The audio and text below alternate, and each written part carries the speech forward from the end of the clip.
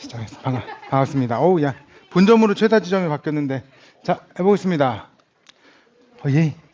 소중한 내 보증금 지키기 특강에 와주셔가지고 감사합니다. 일단 강사 소개는 대충 넘어가도록 하고요. 오늘 내용을 바로 좀 말씀드려 볼게요. 아까 우스갯소리로 말씀드렸는데 6시가 넘으면 OT를 드려야 되니까, OT 비용을 드려야 되니까 6시 전에 꼭 끝내도록 하겠습니다. 예, 제가 질응답은 없는데 돈을 모을 때는 소중한 내 보증금 지키기 할 때 왜 중요할까? 보증금 왜 중요할까라고 생각해 보면 저런 거 네 가지 때문에 그런 게 아닌가 싶어요. 돈을 모을 때는 사실은 재산이라고 부를 수 있는 것이 전세 보증금 그리고 자동차 정도밖에 없어요. 다른 것들은 글쎄요. 일단 뭐 적금이나 뭐 이런 게 있다고 하더라도 규모로 놓고 봐서는 가장 큰 자산을 차지하는 것이 아마 보증금이 아닐까 싶어요. 그래서 돈이 모으는 중일수록 더 중요하지 않을까. 그리고 이게 참 슬픈데요. 돈이 있는 분들은 고민하지 않아요. 근데 돈이 없는 사람일수록 안 좋은 집, 컨디션이 좋지 않은 집, 이런 집에 들어가야 돼요. 남들은 뭐 15층 뷰가 좋네, 한강 뷰가 좋네, 이런 얘기를 할 때 나는 그냥 지하방에서 조그만 창문으로 보이는 햇빛에 만족하고 살아야 됩니다. 오히려, 그리고 그런 집을 갖고 있는 사람이 오히려 좀 안 좋을 수 있어요. 그래서 돈이 없을수록 더 나쁜 집주인, 나쁜 환경 속에 살아야 되기 때문에 내 보증금을 꼭 지켜야 되는 겁니다. 그리고 정말 괜찮은 건 한 번 배우면 다시 배울 필요 없는 그런 평생 써먹을 수 있는 기술이기 때문에 이걸 한번 말씀드려 보려고 해요. 그래서 전세 사기 사례부터 말씀드리고, 전세 대출 살짝 말씀드리고, 임대차 보호법 길게 말씀드리고, 임대차 계약서 쓸 때 특약사항 같은 것도 설명드려보고, 잔금 날 때 어떻게 조심하는 게 좋은가, 갱신 이사, 분쟁 대응까지 해서 시작부터 끝까지 이론적인 부분 것부터 실질적인 것까지 다 말씀을 드려보도록 하겠습니다. 제가 좀 찾아보니까 이런 것들이 나오더라고요. 전세 사기 빌라만 피하면 끝이냐, 오피스텔도 당한다, 이런 것도 있었고요. 이 집에 나도 모르는 담보대출이 있냐, 누구세요? 이런 것들에서 하나하나씩 사례를 말씀을 드려보려고 해요. 내가 계약한 신축 빌라 깡통주택인 경우도 있었고, 전입신고 했는데 맘 놓고 있다가 당하는 것도 있었고, 신탁계약도 있고, 이런 거 하나하나씩 좀 설명드려 보겠습니다. 전입신고 했는데 보증금 날리게 생겼다라는 얘기부터 좀 드려볼게요. 요거는 내용을 한번 읽어볼게요. 내용 확대. 확대. 자, 볼게요. 자, 여기 보면 신혼인 A씨는 전세 만기를 앞두고 1억 8천만 원을 받지 못했대요.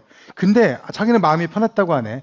나는 확정일자도 받았고 전입신고도 했고 전세보험도 가입을 했기 때문에 집주인이랑 연락을 끊겼음에도 불구하고 크게 걱정하지 않았다라고 해서 마음 편히 있었는데, 내가 마지막 보호로 드러났던 전세보증보험에서 맨 마지막에 돈을 못 돌려주겠다라고 얘기를 한 거예요. 왜? 냐고 물어봤더니 A씨는 집주인이 세입자로부터 전세보증금을 받은 뒤 전입신고 당일 또는 그 전에 다른 사람한테 집을 넘기는 수법에 당했다고 합니다. 그러니까 내가 계약한 사람이랑 계약하는 잔금을 치르는 날짜에 집주인이 달라진 거예요. 계약은 다른 사람은 했지만 실제 내가 입주할 때는 다른 사람이 집주인이 돼버린 거죠. 문제는 현행법상의 전입신고란 다음 날부터 0시부터 세입자의 대항력이 생긴다. 그럼으로써 그렇게 해서 문제가 생겼다라고 하는 거고, 사실은 전세보증보험이 있었으니까 거기서 좀 해결을 해주면 되는데, 이 집주인이 문제였던 게 그 깔끔한 상태의 집주인이 아니었던 거예요. 이 사람 요즘에 전세 같은 거 할 때 보면 그런 거 있잖아요. 돈 받고 내 명의 빌려주고 500에서 1000만 원씩 받는 거, 그런 사람이었던 거죠. 이미 내가 전세 잔금을 치르는 날 그 사람 명의가 됐는데, 그 사람이 우상권이 있는데 그 사람이 세금을 미납한 상태로 집을 산 거예요. 그렇게 해가지고 가만히 앉아있다가 이상한데라고 해서 주택도시보증공사 보증을 들어왔음에도 불구하고 이건 아니다. 집주인이 깨끗한 상태여가지고 우리가 보호를 해주는데 그 날짜에 바뀐 거 아니냐라고 해서 마지막에 보험에서도 돈을 못 받는 그런 사태가 발생을 했다라고 하더라고요. 저런 경우도 오늘 말씀드린 사례 중에 다 있습니다. 저런 사례로 당하는 경우도 있대요. 다음 것도 한번 볼까요? 내가 계약한 신축 빌라 깡통주택이었다. 그래서 내가 3억 주고 전세에 들어갔는데 중개사무소의 관계자가 분양가가 전세금을 훌쩍 뛰어넘어서 깡통주택이나 깡통전세는 걱정하지 안 해도 된다는 말을 철석같이 믿고 했는데 인터넷 검색해봤더니 3억 6천에 분양한다는 글을 봤대요. 그래, 그렇게 해서도 계속 하는 건 아닌데 A씨는 입시 당시에 허그보정에 가는 까나드는 뭐 공인중개사 말에 안심하고 잔금을 치렀대요. 그리고 그냥 살다가 6개월이 지난 후 공시가격을 확인한 결과 해당 주택은 보증보험 가입이 불가능한 것으로 나타났다. 누구 말을 믿고 살아요? 누구 말을. 뒤에서도 말씀드리겠지만 중개사라고 해서 뭐 되게 선량한 것 같죠? 안 그래요. 우리가 생각하는 중개사, 우리가 생각하는 변호사 이런 이미지는 되게 착하고 선하고 뭐 클라이언트 고객을 위해서 일해주는 것 같지만 아무것도 아니에요. 그렇지 않습니다. 정말 모든 거에 책임은 내가 져야 돼요. 어쩔 수 없어. 이런 집에 들어간 것도 내 책임인 거고 그 사람 말을 믿고 그냥 있는 것도 본인 책임인 거고 왜 입주한 다음에 6개월 동안 아무것도 안 하고 있어요. 모든 것들 다 체크해보고 갈 수 있었음에도 불구하고 3억이잖아. 내 돈이 3억인데 이거 어떻게 그냥 가만히 그냥 줍니까? 누구 말만 믿고 투자하는 게 아니라 누구 말만 믿고 이렇게 계약하시는 것 자체가 위험한 것이다. 이거는 추정 60분 캡처해서 가져왔고요. 올해 2월달 추정 60분에 나온 거예요. 전세 사기 희생자 1주기 추모 분향소라고 하는데 신탁 부동산에 대해서도 또 나왔더라고요. 이런 거에 우리도 대출하다 보면 담보 신탁을 씁니다. 부동산의 명의를 신탁회사라는 곳에 신탁이 믿고 맡긴다는 그런 뜻인데 그런 회사에 넘겨요. 그럼 신탁회사에서 관리를 해주다가 무슨 문제가 있으면 집주인한테 돈을 주거나 은행한테 돈을 주거나 그렇게 부동산의 명의를 넘겨가지고 하는 제도인데 그런데 문제는 요거죠. 집주인이 집을 임대하려고 그러면 부동산의 명의는 신탁회사잖아요. 신탁회사가 동의를 해줘야지 돼요. 계약서는 본인이 써도 돼. 집주인이 써도 되는데 신탁회사가 동의서를 써줘야 되고요. 신탁회사가 동의서 써주기 위해서는 여기 있는 은행이 한 번 더 동의를 해줘야 돼요. 집주인의 명의가 신탁회사에 넘어와 있기 때문에 그런 절차들을 받아야 되는데 안 받았다 이거죠. 안 받으면 계약 자체가 무효예요. 여기 추정 60분에 나왔던 건 충청도에 있는 아파트를 누가 대량으로 매수를 한 거 수백 채를 매수를 해서 이런 식으로 보증금을 받았습니다. 대출을 받고요. 그리고 전세를 한 번 더 땡긴 거예요. 그래서 이중으로 돈을 받고 나중에 연체가 돼가지고 어떻게 되느냐. 지금 은행은 돈을 받아야 되잖아요. 돈을 받아야 되니까 나가라. 니네들은 왜 살고 있냐는데 그 사람들은 그런 권리관계가 없는 거야. 돈은 줬지만 그 적법한 임대차 계약을 체결한 게 아니기 때문에 어디 가서 하소연을 못해. 나가라고 은행에서 자꾸 얘기를 하니까 아무리 들어눕고 그래도 어떻게 합니까? 은행도 돈 받아내야 되는데 결국에 강제로 집 나가게 하고 그런 과정에서 자살하시고 돌아가시고 하신 분들이 추정 60분이 가서 그 영상을 찍는 도중에도 돌아가셨대요. 얼마나 그럽니까? 내 전체 자금인데 내 모든 재산인데 그것 때문에 너무 힘들고 스트레스 받으니까 두뇌가 비정상적인 행동을 한 거죠. 쉬고 싶다 이제. 더 이상 이런 스트레스에 살고 싶지 않다. 라고 해서 하셨답니다. 이 뉴스 기사는 2017년도 거였는데요. 그때도 그렇고 지금도 그렇고 모르면 내가 피해 보는 겁니다. 그래서 꼭 알고 가셔야 된다. 그래서 이런 것도 있어요. 공인중개사에게 당했다라는 것도 있고요. 고양시에서 있던 30억 대 이중계약입니다. 내용은 되게 간단해요. 그 동네에서 너무 오랫동안 중개사업을 하신 거야. 그래서 사람들이 이 사람한테 전속 계약을 시켰네. 이 오피스텔은 이 집에서 담당을 했습니다. 그래서 사람들한테 전세로 계약을 하고 집주인한테 월세를 준 거예요. 그 집주인은 좋지. 본인은 월세를 좀 많이 들어오니까 좋다고 해서 이 사람 되게 능력 좋네 라고 하는데 사실은 알고 봤더니 중간에서 그 차익만큼 본인이 다 해먹었다는 거죠. 그래서 심지어 한 오피스텔 기준에서 30억 정도라고 했는데 다른 곳까지 더하면 얼마 정도의 피해가 될지도 모릅니다. 그래서 우리가 누굴 믿고 할 건 아니다. 어떤 것이든 이렇게 해서 전속 중개한다고 하고 전세 계약을 체결하고 보증금 받아가지고 월세로 알려주고 소액의 월세를 제공해주고 그렇게 돌렸다고 하죠. 피해 금액이 30억이고 추가 피해 가능성도 충분히 있다라는 얘기합니다. 혹시 제가 질문 안 한다고 했는데 혹시 이분 누군지 아세요? 그러면 오늘부터 공부해서요. 되게 유명해요. 송사무장이라고요. 대한민국 경매, 공매 이쪽 부동산 쪽에서는 검색하면 바로 나옵니다. 송사무장이라고 해서 뭐 거기서부터 시작해서 되게 네이버나 다음 카페에 가보면 행복재테크라고 있는데 이분이 만드신 거예요. 본인이 얘기를 합니다. 나는 나에게 배우는 사람들 3년 안에 모두 다 부자로 만들 수 있다. 라고 해서 가르쳐 주시는 분이 되게 유명해요. 이분 본인 부동산으로도 많이 하시고 그렇습니다. 자기개발 책도 쓰시고 엑시트라고 읽어볼만 합니다. 강의는 조금 들을만해 좀 덜했어요. 부동산 계약 시 절대 피해야 될 매물이 있다면 깡통전세 조심하라는 얘기하고 있어요. 그래서 실제 시세보다 전세가가 훨씬 더 높은 경우들이 있다. 아까 말씀드렸던 전세보증보험 6개월 있다 가입하려고 하셨다는 분들도 처음에 들어갈 때부터 알았잖아. 3억이 전세인데 3억 6천이었다는 사실을. 근데 좀 지나면 가격이 뚝뚝 떨어지는 경우도 많아요. 그런 경우도 많고 하니까 조심하셔라. 시세를 알아보셔가지고 7, 80% 정도 수준에서 하는 게 좋겠다라는 얘기를 합니다. 그리고 이런 것도 있어요.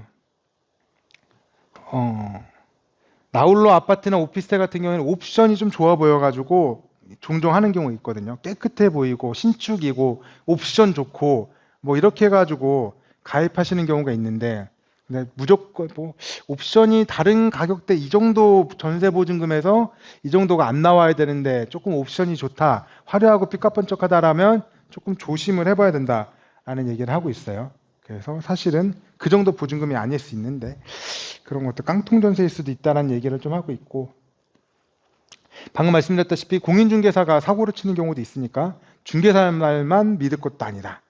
그리고 맨 마지막에는 소유권이 신탁회사로 넘어간 상태에서 맺은 임대차 계약은 대항력도 없고 등기부등본 떼보고 하시는데 임대차 계약이 무효가 되니까 뭐 대항력이고 뭐고 중요하지 않습니다. 이런 거 잘 모르시는 단어들은 조금 이따 하나하나씩 설명드려볼게요. 특약도 중요하다고 그러는데 특약 한 줄로 우리가 훨씬 더 유리한 위치에 들어갈 수도 있겠다라는 얘기도 하고 있고요. 제가 말씀드린 것처럼 보증금이 전 재산인 경우가 많은데 부동산 지식 없이 안이하게 계약하는 사례를 많이 봤다. 이런 걸 합니다. 네, 여러분이 3억짜리 뭐 전세에 계약금 하면 3천만 원이잖아요. 어느 날 한번 내가 서류 한번 사인을 잘못했다고 300만 원이 없어졌다고 생각을 해보세요. 제가 어떤 경험이 있었냐면 변호사하고 가서 되게 유명한 변호사예요. 강남에도 있고 수원에 분사무소가 있더라고요. 갔죠. 그래서 걔 상담을 하고 너무 잘해줄 것 같은 거야. 계약서에 사인을 했습니다. 한 680이었는데 그냥 사인을 했어요. 카드로 결제하고. 그리고 하루 이틀 3일 지났는데 죄송해요. 제가 하는 것도 취소할게요 했더니 딱 저한테 반은 취소해드릴게요. 반만 취소해드릴게요 그러더라고요. 생각해봐요. 앉아서 3일 만에 300만 원이 날라갔다고 생각해보십시오. 300만 원도 엄청 아까운데 우리 지금 전세보증금 이런 것들은 단위가 1000만 원 단위로 가잖아요. 수천만 원, 수억까지 가는데 그렇게 안이하게 할 수는 없겠다. 그래서 전세대출 이야기를 하는데 전세대출부터 먼저 알아보세요. 내가 집을 살 때도 그렇고 땅을 살 때도 그렇고 전세를 들어갈 때도 그렇고 왜? 은행 가서 물어보면 아주 기초적인 건 알려줘요. 내가 그럴 능력이 없다면 은행 가서 그냥 물어보세요. 이거 전세대출 될까요? 물어봐요. 그래서 안 된다고 그러면 네 알겠습니다 하고 나오면 돼요.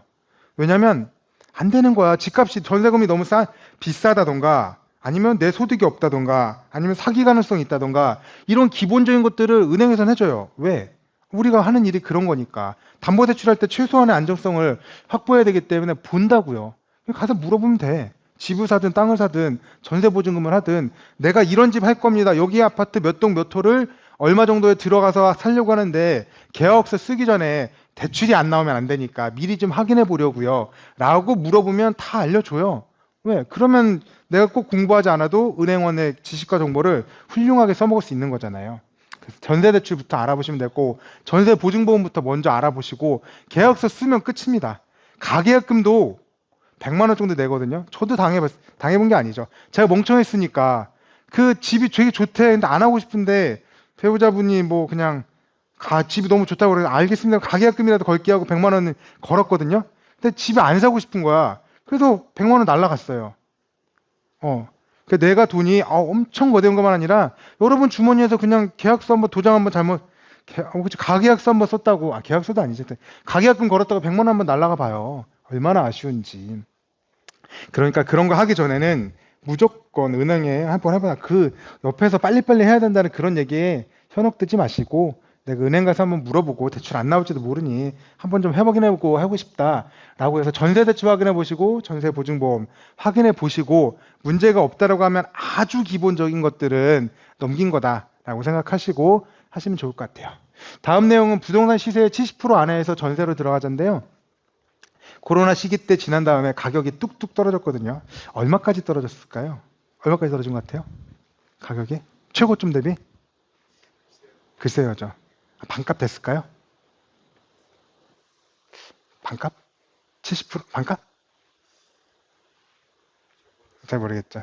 저도 잘 모르겠는데 제가 살던 집이 4억 코로나 때 4억까지 올라왔거든요. 2011년도에 1억 9천 주고 샀던 집이 3억 정도, 2억 얼마 초반대를 그냥 계속 그렇게 있다가 코로나 시기가 되니까 얘가 정신이 나갔는지 4억까지 올라가더라고요. 그리고 나중에 집을 팔 때 보니까 한 2억 9천? 3억 정도까지 떨어졌더라고요. 얼마 떨어진 거죠, 그러면? 몇 퍼센트 떨어졌을까요? 4억에서 1억이 떨어졌어요. 얼마 떨어진 거예요? 몇 퍼센트? 포인트? 네, 4억에서 1억이 떨어졌어. 3억으로 줄었어. 얼마 떨어졌죠?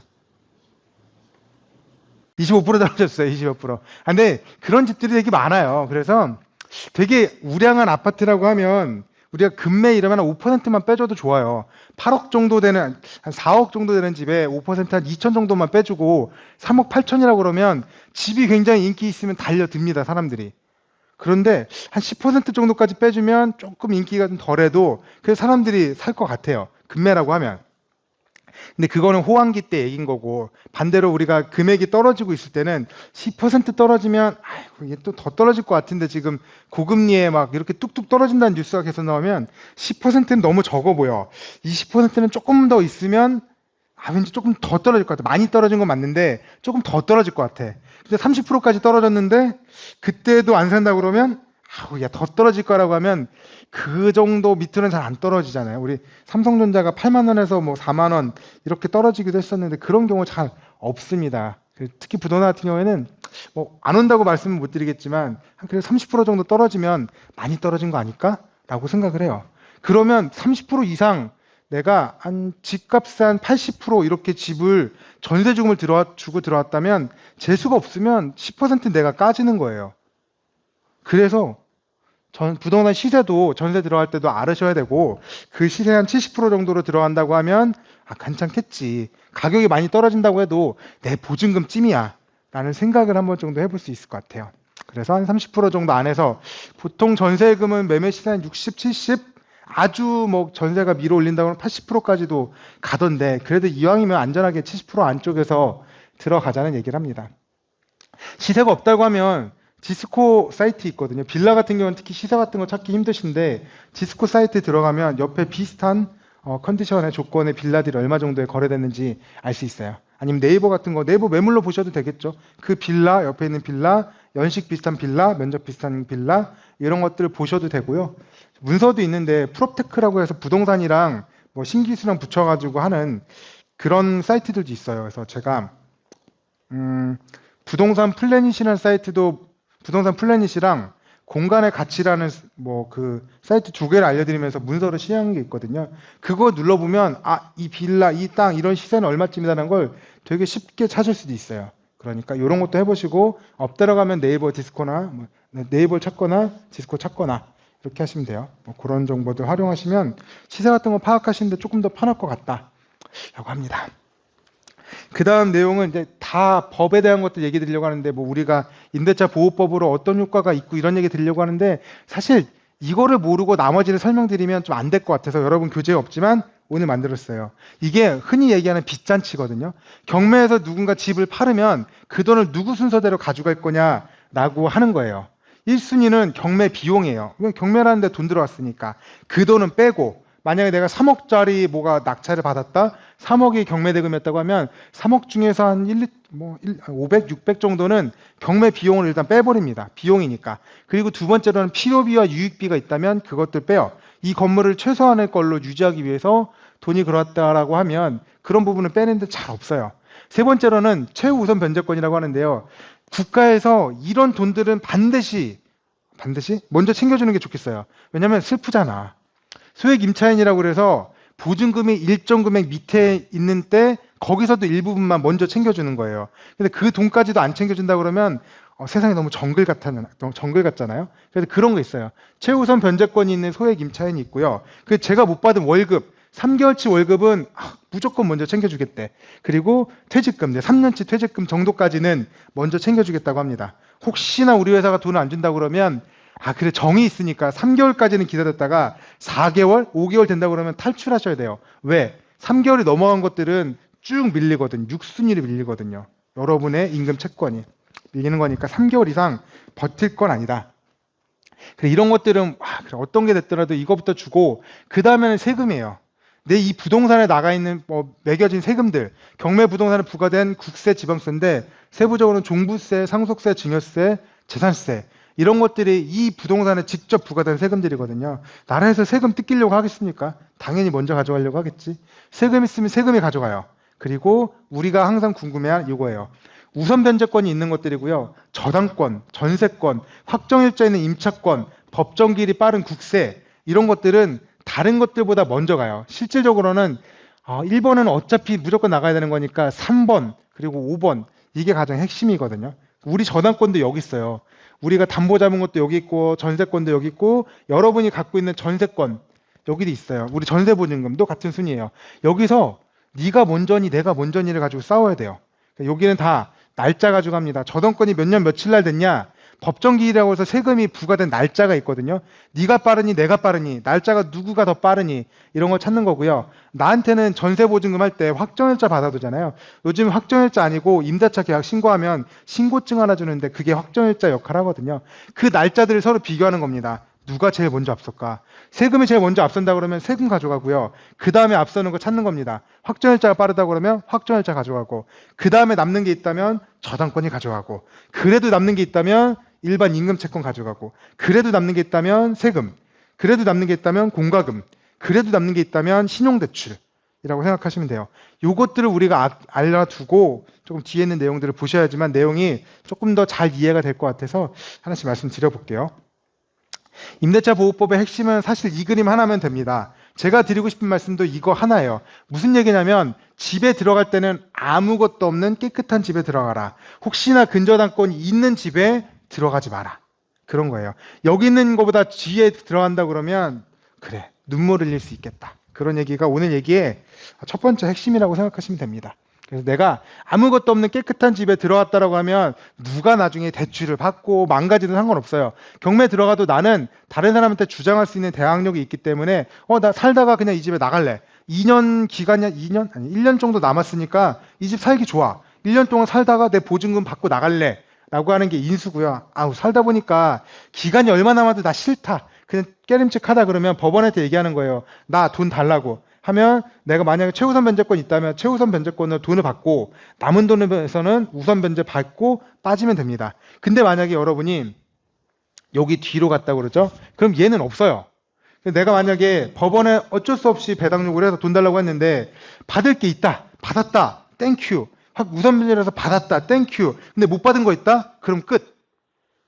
내 보증금이 얼마를 못 받았도 그냥 그걸로 끝나버리는 겁니다. 그래서 여러분은 반드시 대항력 있는 집에 가셔야지 돼요. 근저당권 있는 상태에서 집에 들어가는 것들은 정말 비추한다. 임대차 보호법에 보호해주는 게 능력이 세 가지 있는데 대항력, 우선 변제권, 최우선 변제권. 최우선 변제권과 우선 변제권은 아까 빚잔치, 배당 순위할 때 제가 말씀을 드렸고요. 대항력이라는 것들은 경매 절차에서 나오진 않아요. 그냥 내가 이 집에 살겠다라고 얘기하는 거기 때문에 빚잔치에서 돈 받는 거에 관련이 없어서 그 경매 절차에서 나오진 않습니다. 자, 대항력이고요. 여러분 교재는 안 써 있는데 써주세요. 유지. 얘도 유지. 얘는 써져 있죠. 여긴 쓰세요. 왜? 전세보증금을 보호를 받기 위해서는 뭐가 필요하냐면 그 집에 살아야 돼요. 살아야 된다는 건 실제로도 살아야 되고 서류로도 살아야 돼요. 실제로 산다는 건 주택의 인도라고 표현하고요. 키 받고 내 짐 집어넣고 사는 거예요. 실제로 사는 거고요. 주민등록 전입은 서류로 사는 겁니다. 산다는 건 계속 살아야지 보호를 받는 거지 살다 안 살다 산다 안 산다 이러면 보호를 못 받아요. 더 나쁜 건 뭐죠? 유지를 안 하고 나갔다 들어오면 다음 날부터예요. 아까 뉴스기에서 봤잖아요. 보호는 다음 날부터 받는다고. 그래서 얘네들은 항상 유지하고 있어야 돼요. 내 전세보증금을 받는 때 그래야지만 내가 짐을 빼는 거고 그래야지만 내가 전입신고를 다른 집으로 옮길 수 있는 거예요. 보증금을 못 받았는데 뺐다? 짐이라도 빼고 전입이라도 뺐다? 그러면 여러분은 스스로 권리를 포기하는 겁니다. 나는 보호받지 않아도 괜찮습니다. 라고 얘기하는 거기 때문에 요거는 반드시 머릿속에 주택의 인도와 주민등록의 전입은 유지를 하는 것이다. 넣었다 빼는 게 아니다. 그리고 대항력이 있기 위해서는 그 집에 들어왔을 때 내가 깨끗해야 돼요. 앞선 권리자가 없을 것이라고 표현을 합니다. 그래서 깨끗한 집에 들어가시는 게 첫 번째, 그리고 항시 유지하고 있는 게 두 번째입니다. 최우선 면제권이고요. 주택의 인도, 주민등록의 전입 유지 똑같아요. 그런데 지역별 소액 이하이 됩니다. 이 정도 금액 밑에면 무조건 우선해서 해주겠다는 게 최우선 면제권이에요. 자, 수원 기준으로 볼까요? 수원은 수도권 정비계획법에 따른 여기 있거든요. 수도권 정비 계획에 따른 과밀 억제 권역이에요. 수원, 안양, 또 어디 있더라? 과천. 서울을 딱 중심으로 두고 이렇게 땡그랗게 원을 찾아보면 나오는데 수원은 과밀 억제 권역입니다. 즉 여기 칸이에요. 용인, 화성, 김포도 마찬가지예요. 이 근처에는 다 수도권 과밀 억제 권역입니다. 그래서 기준 금액이 1억 4,500만 원이 안 되는 소액의 보증금일 때 4,800만 원까지는 무조건 챙겨줘요. 나머지는 니네 가지고 있는 권리로 받아가든지 못 받아가든지 하는데, 그래도 국가에서 이 정도까지는 먼저 챙겨줄게 하는 게 1억 4,500만 원이 안 되는 소액의 임차보증금일 때 최대 4,800만 원까지는 우선해서 할 수 있다라는 거고요. 여기에는 없는데 저희 수원 기준에서 대부분 다 1억 4,500에 4,800만 원이 맞지만 오산은 여기 있는 과밀 억제 권역이 아니에요. 그리고 세종도 아니고 용인도 화성도 김포도 아니고, 그리고 광역시도 아니고 안산, 광주, 파주도 아니고 이천, 평택도 아니고 그 밖의 지역이에요. 오산시에서 사실 거면은 7,500만 원 이하의 보증금일 때 2,500만 원까지 밖에 보호를 못 받습니다. 그래서 내가 어느 지역에 우리 동네는 어느 정도까지 보호를 받을 수 있겠구나 라는 걸 이해를 하셔야 돼요. 만약에 내가 대항력이 없는 집에 들어가야 된다면 이거라도 활용하셔야 돼요. 왜? 내 보증금은 소중하니까. 이거를 가지고 있으면, 내가 이걸 알고 있으면 차라리 월세를 낼 지언정 내 보증금은 무조건 지킬 수 있거든요. 그런 얘기 한 번 더 드려봐요. 우선 면제권이고요. 우선 면제권 받기 위해서는 주택의 인도, 주민등록의 전입, 그리고 확정일자를 받을 것. 이렇게 됐는데 잠깐만요. 앞에 하나 빠먹었다.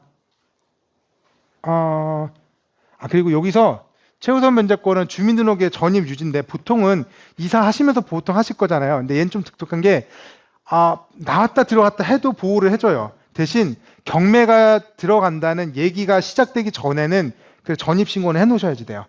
경매가 들어갔는데 이상한 사람들이 와가지고 4,800만 원씩 달라고 하면 은행에서 가만히 있겠습니까? 한 방당 4,800만 원인데. 그러니까 그렇게 할 수는 없는 거라 경매가 들어가기 전까지는 전입신고는 해놓으셔야 돼요. 그리고 첫 번째 대항력 같은 경우에는 무조건 해야 되는 거고, 무조건 그때부터 해야 되는 거, 중간에 하는 거 그런 거 없습니다. 무조건 하시는 거고, 이런 4,800만 원까지 한다 그러면 경매 들어가기 전까지만 하면 된다. 우선 면제권 앞에 거는 똑같은데 확정일자 받을 것이에요. 확정일자 받아 놓으셔야지만 내가 날짜를 기준으로 받을 수 있겠다. 확정일자라는 건 그냥 일부인 찍어놓는 거라고 생각하시면 되는데, 여러분이 찍어놓는 일부인은 얼마든지 조작이 가능하잖아요. 그래서 다른 사람들이 인정을 안 해줘요. 관공서에서 찍어놓은 일부인들은 맞다. 관공서에서 그날에 그 서류가 있었다는 걸 확인하고 날짜를 꽝 찍어준 거기 때문에 확정일자라고 인정을 해줍니다. 그래서 소송 같은 거 들어갈 때 확정일자 있는 거, 확정일자, 등기소 가서 받는 확정일자, 동사무소 가서 확정일자 받는 것, 우체국 가서 내용증명 보내면서 확정일자 받는 것, 요즘에 문자나 카톡 같은 경우에도 조작이 안 되니까 그런 것들까지도 인정이 된다고 하는데, 일단은 확정일자라는 건 이런 식으로 동사무소, 세무서, 법원, 우체국 이런 관공서에서 날짜, 일부인을 찍어주면 그 날짜에 그 서류가 있구나, 네 말이 맞아, 네 임대차 계약서가 그 날짜에 있었다는 걸 내가 인정할게 라고 해서 그걸 기준으로 네가 먼저 받을래? 내가 먼저 받을게 라는 얘기를 할 수 있다는 겁니다. 확정일자라는 거 꼭 받아 놓으셔야 되고, 요즘에는 신고가 있으니까 그 신고하시면 돼요. 주택 임대차 신고하시면 됩니다. 법 내용 좀 볼게요. 임대차 보호법 3조에 보면 대항력이 써 있는데요. 대항력은 임대차는 그 등기부에 적어놓지 않아도 임차인이 주택의 인도와 주민등록을 마친 때는 그 다음 날부터 효력 발생해요. 그리고 중요한 건 둘 중에 늦은 날 기준이에요. 내가 전입신고하고 그 다음에 이사를 다음 날 했다라고 하면 이사는 다음 날부터예요. 그러니까 둘 중에 늦은 거 기준으로 하셔야 된다는 거고, 그래서 요거는 둘 중에 늦은 날 기준으로 해서 심지어 그 다음 날부터 내가 효력 발생이니까 그거 좀 조심하셔야 된다라는 게 첫 번째고요. 그 대항력이라는 것들은 제가 뭐 아까도 살짝 말씀드렸지만 그 집에 그 기간 동안 살 수 있는 권리예요.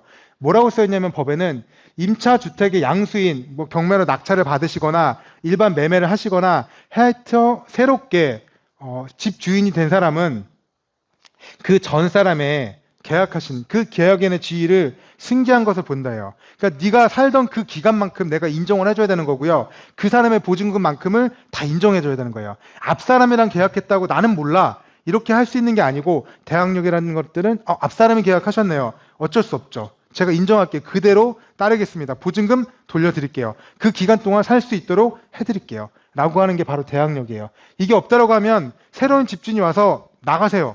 라고 하면 여러분 나가야 돼요. 왜? 대항력이 없으니까.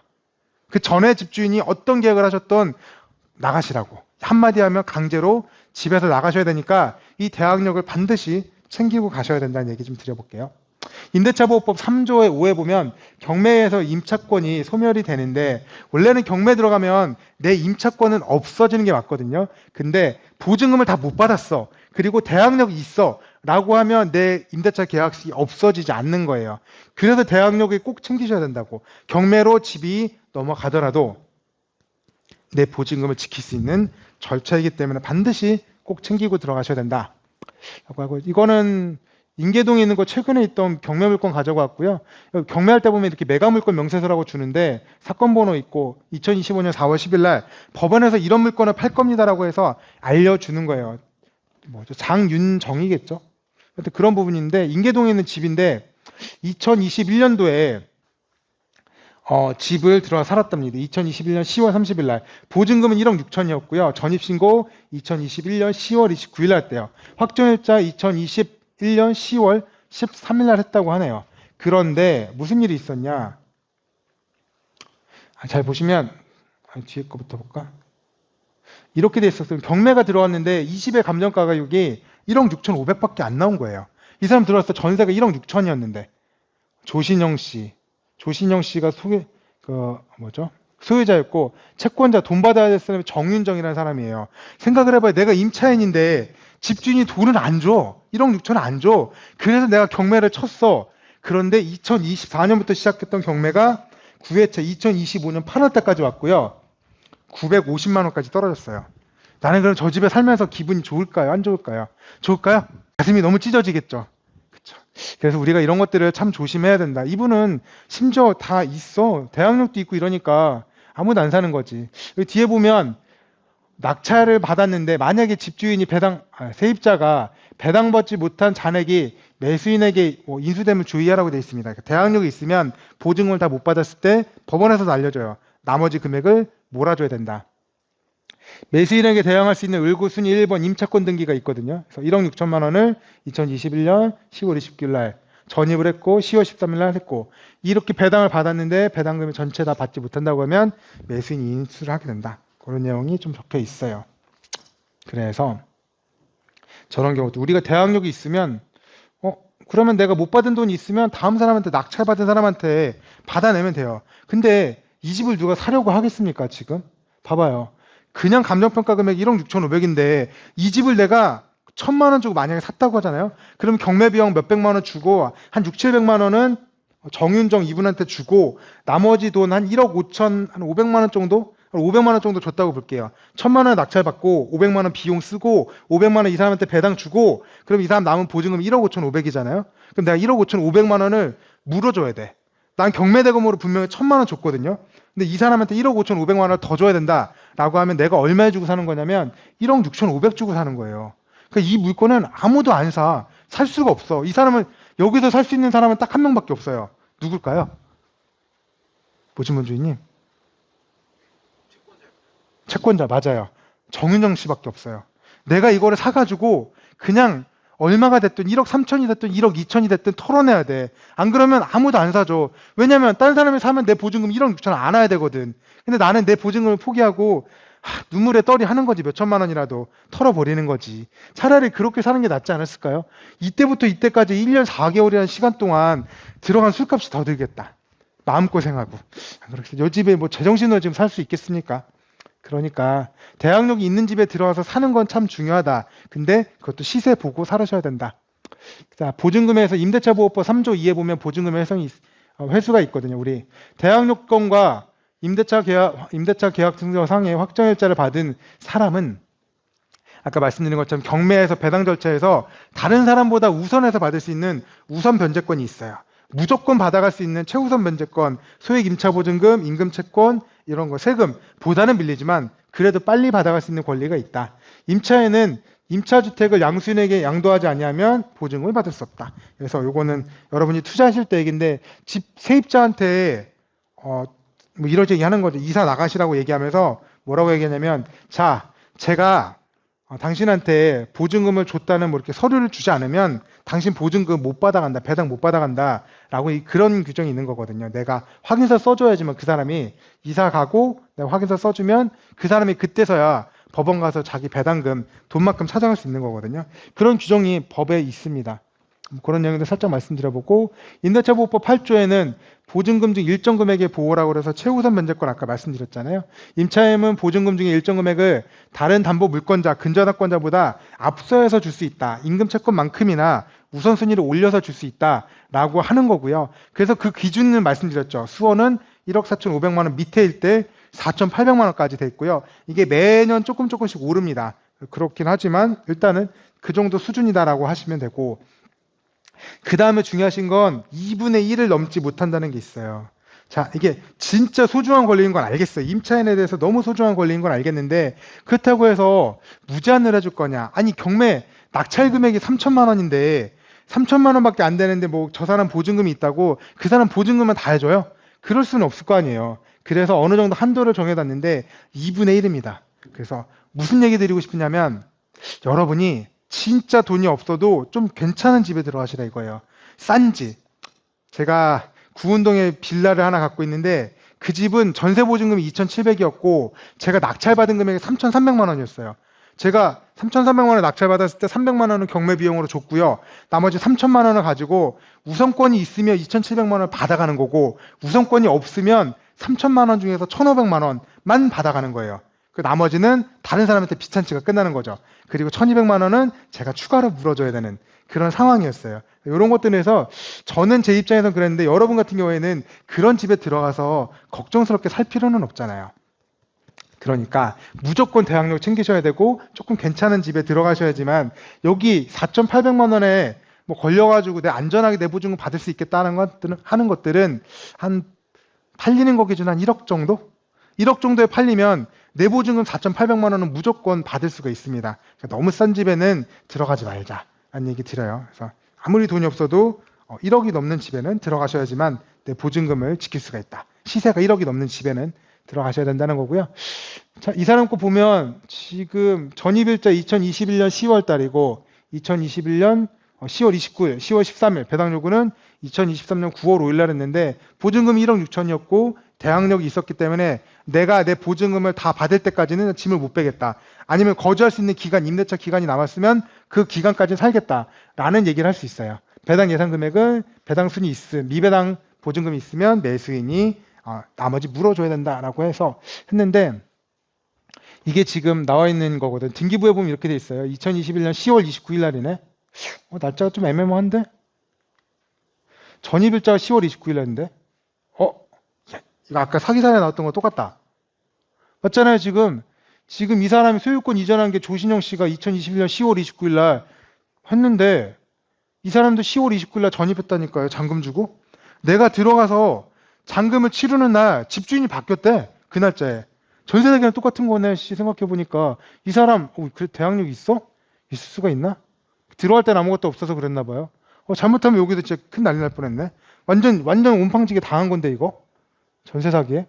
하여튼 그럽니다. 그리고 조금 있으니까 압류, 공매, 강제 경매 이렇게 하는 거죠. 그리고 집주인이 돈을 주다 안 주니까 우리가 어떤 거였냐면 주택 임차권이라고 있어요. 주택은 사실 임대차 계약은 신고만 할 뿐이지 어디다가 뭐 등재해 놓는 건 없거든요. 근데 이거는 주택 임차권 등기라고 해가지고 등기부에 이 사람이 돈 안 줬다. 나는 언제부터 살았다. 내 보증금은 얼마다. 라는 것도 적어 놓게 되는데 그런 것까지 해놓은 거예요. 그래서 쭉 나는 살던 사람이다. 정윤정이다. 이런 식으로 했다는 거죠.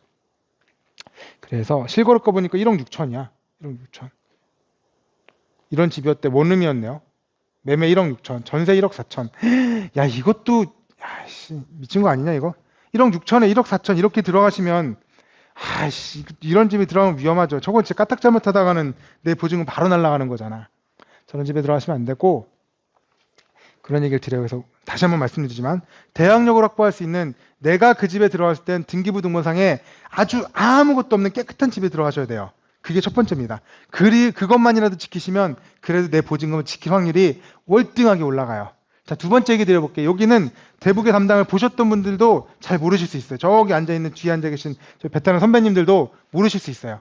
자, 선행 경매가 있고 신규 경매가 있습니다. 임차인 A씨가 있고요. 전입신고 2020년에 했대요. 그 다음에 담보 잡았네요. 아, 이 사람 대항력 있어요. 오케이. 확정일자도 있었으니까 2021년 11월 달에 확정일자도 받았으니까 자기가 대항력을 해도 되고 배당 받아도 됩니다. 못 받은 돈은 다음 사람이 챙겨주겠지. 그래서 누가 아까 보셨던 그 인계동 주택처럼 굉장히 저가로 낙찰을 받은 거예요. 1,500만 원에 낙찰을 받고, 그럼 내가 주고 이 사람한테 조금 얼마가 갔겠죠. 보증금 2억 7천이니까 했겠죠. 이런 1,500만 원 했으면 이 사람한테 전세보증금 한 1,000만 원 정도는 돌려줬을 것 같아요. 그럼 나머지 1억 6천이 내가 못 받은 돈이야. 내가 물어줘야 돼. 라고 했는데 어떻게 했냐.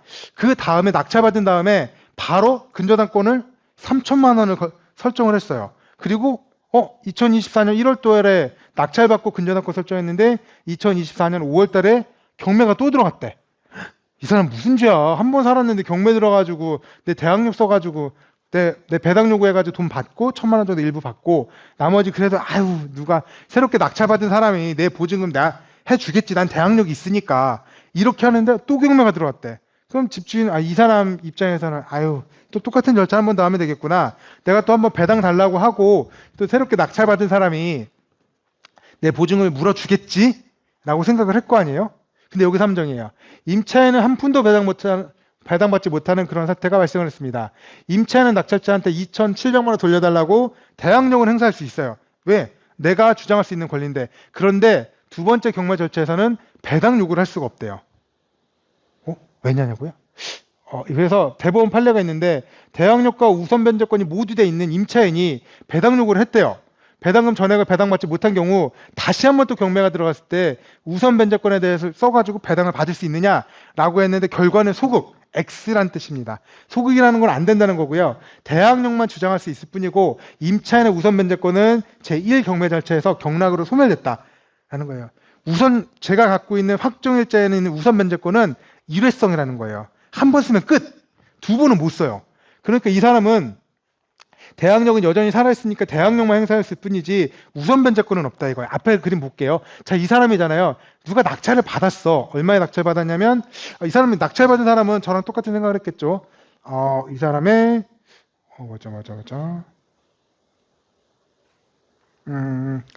이 사람이 임차인 배당 요구를 하는데 누가 비싸게 낙찰을 받았다고 볼게요.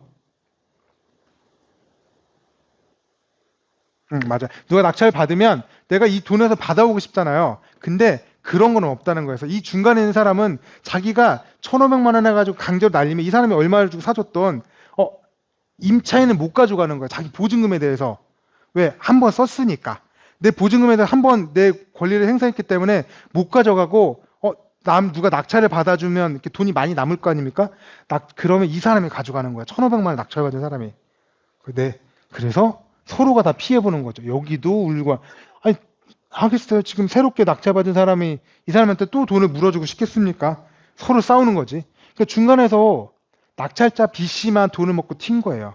여러분도 이런 것들이 있으니까 내 임대차 보호법에 있는 내 우선 변제권은 한 번밖에 못 쓴다. 그래서 내가 빨리 받고 빠져야지. 잘못하면 이 사람만 좋은 걸 시켜주는 거예요. 위험하다. 대항력은 있기 때문에 그 집에서 강제를 할 수 있는데 그래, 저도 없겠지?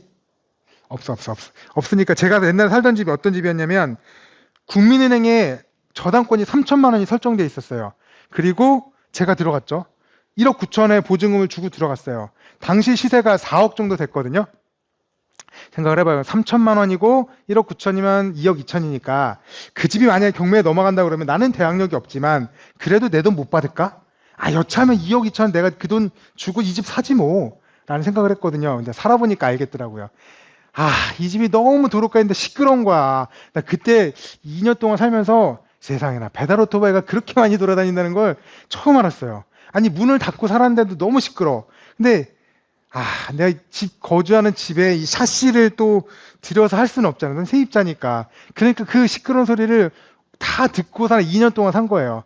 이사를 가자마자, 이 집에 못 살겠어요. 나가게 해주세요. 내 보증금, 내 복비 줄일 테니까 나가게 해달라고 그랬거든요. 근데 2년 꽉 채워서 나왔어요.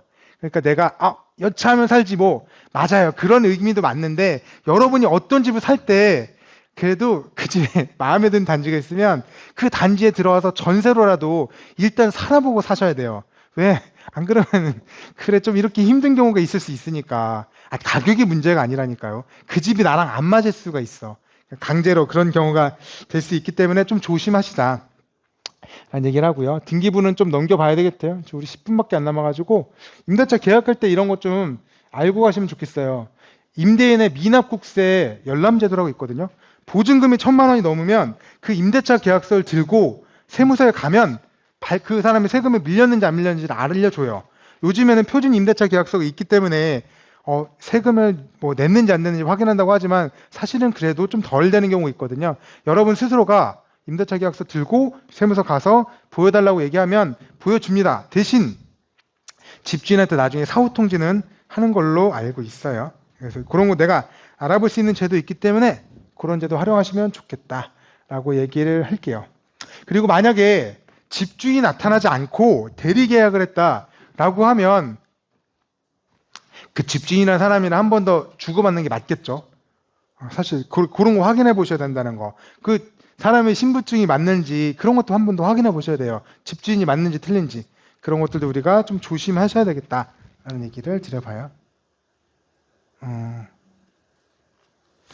자, 그런 얘기 좀 드려보고 해서 집주인이 맞는지 이런 것도 좀 조심하셔야 된다. 누구 말 믿고 살 건 아니고 즐거운 이삿날에 이것만은 꼭 아셔야지 돼요. 뭐냐면 아까 인계동 사례가 그렇잖아요. 내가 오전에 잔금을 치렀어. 근데 오후에 소유권이 넘어가. 그러면 내가 지는 거라니까요. 나는 다음 날부터 보호를 받고 집주인은 당일날부터 자기가 집주인이래. 그럼 내가 그 피해를 온팡 다 지을 수 있어요. 그래서 이사를 가고 그런 날에 짐 풀고 피곤한 건 알겠지만 6시까지는 좀 그렇고 한 4시 반, 5시, 5시 반, 6시까지 들어가 보면 우리가 등기소에 가서 어떤 서류를 접수하면 접수가 됐다고 바로 알람이 확인할 수가 있어요. 그러니까 등기부를 반드시 확인하셔가지고 혹시 이 사람이 대출받은 건 아닌지 혹시 이 사람이 집주인 명의를 다른 곳에 넘긴 건 아닌지 그런 것들을 6시 되기 전에 아무것도 없다.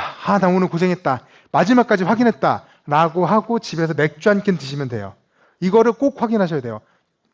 그래서 그럼 좀 조심하셔야 된다. 언제 어떻게 될지 모른다. 집주인이 바뀌거나 이러거나 아니면 진짜 쓰레기 같은 양반이 세입자한테 전세금 받고 그 날짜에 대출 받고 없을 것 같죠? 제가 아는 모 농협에서 그런 일이 발생을 했어요. 심지어 되게 가까운 농협에서 그런 사건 사고가 있었으니 나도 조심하셔야 된다 이거죠. 그런 쓰레기 같은 양반이 있을 수 있다. 계약 갱신 관련해서 좀 얘기 드려볼까요? 이사 안 하고 갱신하는 거 참 좋죠. 자동 갱신되는 것도 좋고 뭐 금액 제한이 좀 되면서 하는 것도 되게 좋아요. 근데 첫 번째 증액 계약 하셨다고 그러면 그 새로운 증액 계약서에 확정일자를 받아 놓으셔야 돼요. 그래야지만 내가 증액된 부분에 대해서 보호를 받을 수 있는 거고요. 전액 금액은 전액 확정일자로, 새로운 금액은 늘어난 금액은 새로운 확정일자로 보호를 받는 겁니다. 근데 만약에 그 사이에 대출이 들어왔다?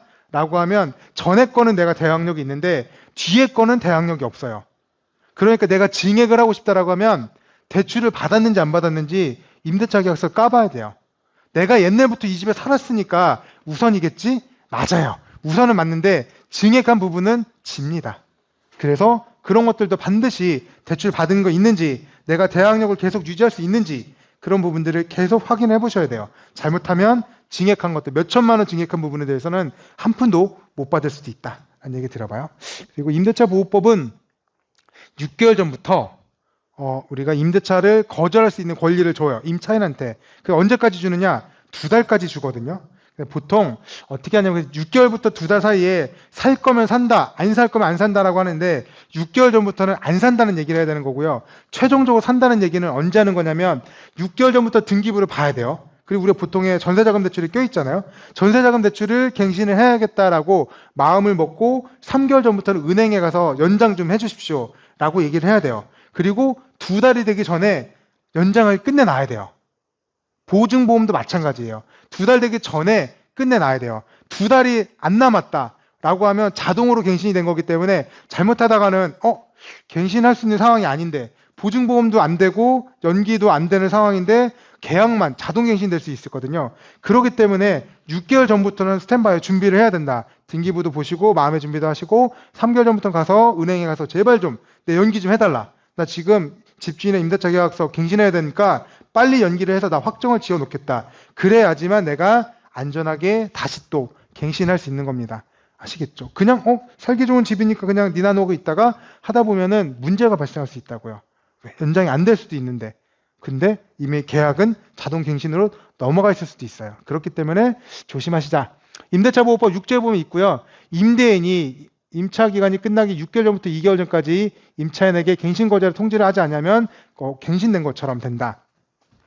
임차인 같은 경우에는 임대차 기간이 끝나기 2달 전까지만 통지를 안 해주시면 자동 갱신이 되는 겁니다. 그리고 만약에 이렇게 해서 자동 갱신이 되면 2년짜리 계약으로 이렇게 돌려지는 거예요. 그렇기 때문에 좀 조심을 하셔야 된다. 미리미리 좀 준비하셔야 된다는 거고요. 그 다음에 그 6조 2항 보면 우리가 자동으로 갱신되는 거 묵시적 갱신이라고 하는데 그럼에도 불구하고 못 살 것 같을 때 있잖아요. 그럴 때는 계약 해지해서 할 수 있어요. 자, 6조 1항에 따라서 계약 갱신된 경우에는 2년까지 넘어갔음에도 불구하고 임차인한테는 나 도저히 못 살겠습니다. 해지할게요. 라고 하면 통지하면 해지할 수 있어요. 단 3개월의 시간은 줘야 됩니다. 하는 거 알겠죠? 그래서 문제가 뭐냐면 나는 지금 2달 전이잖아요. 이제 만기까지 한 달밖에 안 남았어. 근데 갱신이 돼버렸어. 근데 연장 안 된대. 라고 하면 계약 해지하겠다 통지를 하는 순간부터 3개월입니다. 그럼 그 2달 동안은 붕 떠 있는 상황이 발생할 수 있는 거예요.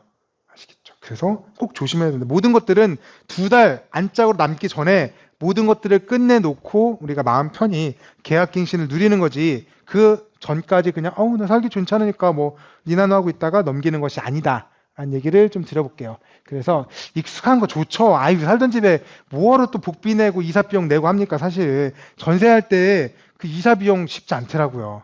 원룸에서 원룸에 가는 건 용달차 부르면 되니까 몇십만 원 단위에서 끝낼 수 있는데 뭐 포장이사 가면 수백만 원 단위로 넘어가잖아요. 하지만 그럼에도 불구하고 우리 연기는 알아놓고 조심해서 해야 된다는 얘기를 드려봐요.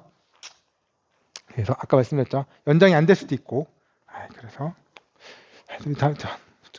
너무 깊게 해서 이거 연장 안 되고 이러면 뭐 좀 복잡한 문제가 발생할 수 있다라는 거고 6개월 전부터 하시는 것들은 제가 말씀을 드렸고 그리고 여러분이 잘 모르는 거 있으면 여러분은 되게 좋은 게 어디 은행 가서 안 물어보셔도 돼. 여러분 사무실에 있는 대북의 담당자한테 가서 내 집이 이건데 혹시 등기부 좀 봐주시면 안 될까요? 라고 한마디 하면 다 알아줘요. 직원인데 설마 안 알아줄까? 그래서 등기부 등본 발급하는 방법 모르셔도 되고 보는 방법 모르셔도 되지만 기왕이면 알아두면 좋겠죠. 넘기고 만약에 무슨 문제가 발생했다 그러면 제가 아까도 뭐 변호사 믿지 말라고 했는데 네이버에서 무슨 검색을 하면 진짜 다 광고예요. 변호사 광고. 다 변호사 광고예요. 내가 요즘에 아까 박상철 검사형님이랑 이렇게 마주치면서 그 얘기했는데 다시 법 좀 배워야 되겠다고. 아니 뭐만 하면 소송이 들어와 회사로. 그럴 정도로 요즘에는 문제가 발생하면 네이버에 검색을 하시거나 GPT 물어보시는데 다 소송으로 안내를 해줘요. 자기네 밥벌이니까. 근데 그렇게 하시기 전에 할 수 있는 방법들이 있다면 전세대출을 해준 은행이라던가 허그보증 같은 걸 해주는데 그쪽에 물어보시면 거기가 전문가니까 먼저 좀 물어보시고 방법이 있을까요? 라고 하고 그 다음에 변호사를 찾아보시고 법적인 것들을 하셨으면 좋겠어요. 왜냐면 최후의 수단으로 법까지 가는 건 맞는데 우리 사람이 사람을 만나가지고 하는 일이잖아요. 사실 처음부터 법의 잣대를 들이대고 소장부터 날리고 뭐 이렇게 우편물 보내고 이러면 내용 증명 보내고 이러면 뭐죠? 그 받는 사람도 어떤 생각부터 하냐면 나도 검색부터 하는 거예요. 바로 법으로 가거든요. 그러면 서로가 원만하게 끝낼 수 있는 것들을 아예 시작도 안 하고 버릴 수가 있기 때문에 네이버 좋고 법도 좋은데 그럼에도 불구하고 여러 문제가 발생했을 때 도와줄 수 있는 그런 금융기관들이 충분히 있기 때문에 이런 것들에 좀 물어보시고 최대한 집주인이나 서로 윈윈할 수 있는 방법을 찾아보시고 안 된다라고 하면 나도 이런 카드 있다는 것들을 배운 게 있으니까 하시는 거죠. 저도 지난주에 그 구운동에 있는 지하방 빌라인데 앞집 사장님한테 가서 얘기했거든요. 똑똑 두들기고 이사를 온다고 그랬는데 집주인이 돈을 안 준대요. 그래서 9월 말일까지가 임대차 기한인데 안 된다고 그랬대. 아버님이 아프시고 어머님은 돌아가셨고 뭐 이런 얘기하면 돈을 안 준다고 하더라고요. 그래요. 뭐 이사가 오든 말든 상관은 없는데 9월 말까지가 임대차 보증금이 있으면 달라고 해보시고 9월 말 지나면 내가 나도 이런 무기가 있다. 임대차 보호법에 따라서 임대차 등기란 게 있다. 이 사람이 보증금을 안 줬다는 걸 영원히 박제시켜 놓을 수 있는 그런 도구도 있으니까 집주인한테 한번 얘기를 해보시라. 이런 얘기도 하거든요. 심지어 그 집은 어떤 집이냐면 비만 오면 하수구에서 물이 넘쳐요. 어머님이랑 그 여자분 딸이랑 산다는데 딸방에 걸핏하면 물이 잠기는 거야. 그런 집인데 집주인이 돈을 안 준다고 환하게 웃으시더라고요. 그 사람 착한 청년인 것 같은데 보증금을 못 주는데 조금 더 기다려 볼까 봐 뭐 이런 얘기를 하시는데 뭐 사람 좋으시니까 그런 것들 제가 인정을 하는데 그럼에도 불구하고 나도 이런 제도가 있다는 것들은 있다고 한번 언지는 해줘야 돼요. 그래 나도 피해자인데 그 사람도 2,700만 원짜리 전세 보증금인데 집주인이 집을 내놨대. 5천만 원에 물 새는 집을 팔리겠습니까 그 집이? 그런 집인데 나도 배워놓고 집주인한테 할 수 있는 나만의 무기는 좀 알고 있으셔야 된다. 물론 그런 무기를 바로 쓰시라는 거 아니에요. 바로 법으로 하는 게 아니라 나도 이런 무기가 있지만 너와 원만하게 해결하고 싶어. 그러니 나는 이렇게 좀 양보를 하고 너도 이렇게 양보를 해서 서로 위민 좀 해보자 라고 얘기를 하는 그런 방법도 우리가 해봐야 된다 라는 얘기를 하는 거죠. 그렇게 하고요. 쭉 계약서 관련된 내용인데 시간이 없으니까 부동산 매매 특약이 중요하다는 걸 우리가 알고 있잖아요. 제가 이번에 업무하면서 본 거예요. 지금 저희 대북에 서류 중에 한 분 있어요. 그분 임대차 계약서 보니까 이렇게 써있더라고요. 색깔 있는 거. 임대인은 임차인 의 전세자금 대출에 협조한다. 임차인은 세대 내 애견 사육하지 않으며 벽걸이 TV 설치하지 않는다. 못 사용도 하지 않는다. 임차인의 자의로 전세 반환 보증보험에 가입할 수 있으며 혹시 조건이 안 맞는다고 하면 임대인이 맞춰주겠다. 임대인의 국세, 지방세 완납 사실을 확인하였다 라고 되는 거거든요. 여러분이 여기에서 어떤 내용을 집어넣으셔도 돼요. 나에게 유리하다면 어떤 내용을 하셔도 돼. 저도 개 키우지 말라는 거 그런 것들 한번 해봤어요. 그 집주인이 저한테 얘기하더라고. 개 키우면 안 된다고. 절대 안 된다고. 알았다고. 난 개 안 좋아한다고. 저런 것도 넣어놓고 임대차 특약은 되게 다양하게 할 수 있고 그리고 우리나라는 잘 안 그러시는데 동업하다가 왜 싸우는지 알아요? 계약서가 없어서 그래. 계약서가 없기 때문에 내 맘 알아주겠지. 쟤도 그래. 내 맘 알아주겠지. 알아주긴 뭘 알아줘. 그러다가 싸움 나고 그런 거 없기 때문에 죽일 놈 살릴 놈이 되는 거예요. 그런 겁니다. 그래서 내가 하고 싶은 것들 진짜 저 사람 걔 안 키웠으면 좋겠어. 집에서 담배 피우지 않았으면 좋겠어. 이런 것들은 너무 당연하잖아요. 요즘 누가 집에 담배 피우니까. 근데 담배 피우는 사람 있거든. 그런 것들 다 임대차에 집어넣는 거죠. 내가 원하는 것들. 뭐 이런 것들은 내가 진짜 이런 거 너무 소소한 관행적이지 않은 것들은 내가 이렇게 넣어놓으면 스스로에게 도움될 수 있는 계약서 있을 수 있겠다. 그래서 네, 이런 것도 한번 참고로 보셨으면 좋겠다라는 내용하고 그래도 집은 사신다. 혹시나 집을 안 사셨다면 그래도 자본주의 시대에서 시간 다 됐으니까 1분 안에 끝낼게요. 자본주의 시대에서 딱 두 가지 단어만 기억하셨으면 좋겠어요. 첫 번째는 투자고요. 두 번째는 신용이에요.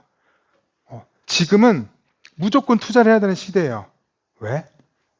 자본주의 시스템이 그렇잖아. 자산이 올라가는 속도가 그 속도를 월급이 올라가는 속도를 못 받는다니까요. 그래서 조금 더 쉽게 얘기하면 아무리 월급을 많이 받고 그래도 사실은 생활비밖에 안 돼요. 내 연봉이 연봉 아니지. 월에 한 700, 800 받는다라고 해도 사실은 거기서 저축 거의 못 하고요. 대부분의 금액은 거기에 맞춰서 소비를 해요. 누구 말대로 통신요금이랑 똑같아요. 오케이.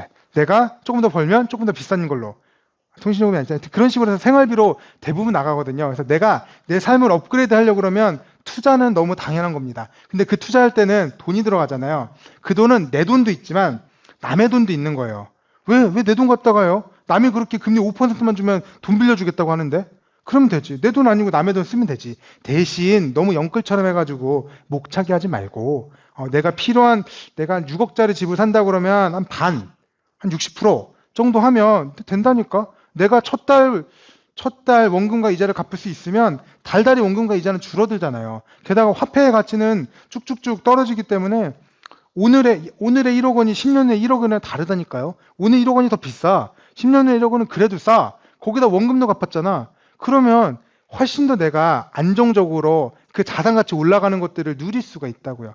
집은 꼭 사셔야. 내가 지금 다른 분들도 여기 계신 분들도 많이 사시긴 하겠지만 그럼에도 난 혼자 살고 그럴 건데 뭐 그냥 대충 좀 월세로 좀 살다가 조금 더 결혼하고 아기 생기고 그러면 그때 전세로 옮기고 집 사야지 라는 생각하신다면 뭐 그런 생각이 맞다 틀리다라고 할 수는 없지만 그래도 조금 공부하셔서 빨리 집 사는 게 한 단계 더 하는 거예요. 제가 엄청나게 많은 투자를 하라고 하는 게 아니라 일생에서 남들이 2번 산다라고 하면 사고 팔았다고 하면 난 3번만 하면 되지.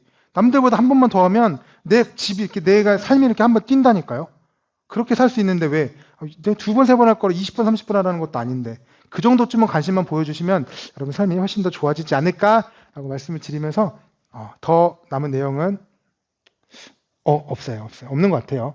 그래서 감사합니다로 끝내도록 하겠습니다. 너무 고생 많으셨습니다. 네, 고생하셨습니다. 진짜 6시 OT 안 나오게 고생들 많이 하셨습니다.